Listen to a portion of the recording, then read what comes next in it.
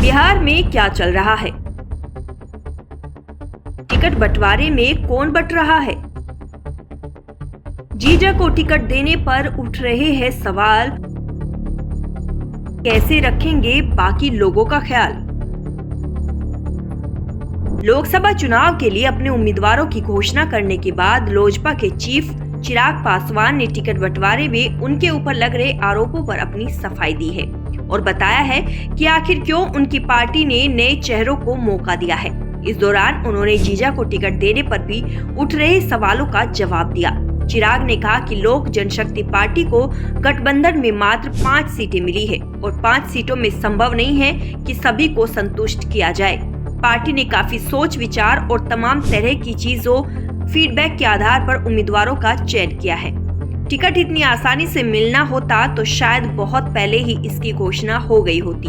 तमाम तरह के सर्वों को देखने, समझने और विचार करने में टिकट बंटवारे में देरी हुई। महज 5 सीटों पर 50 और 500 लोगों को संतुष्ट करना संभव नहीं है।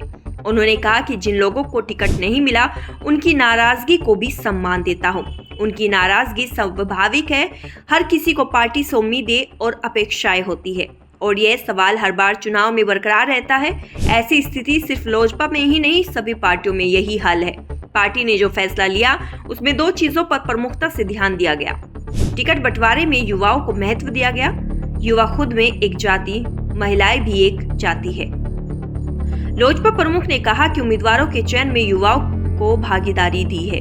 5 में से 2 सीटें महिलाओं को दी गई है। मैं खुद अपने सोशल मीडिया पर युवा बिहारी लिखता हूँ। मुझे खुशी है कि यह टीम युवाओं की है और यंग सोच वाली है।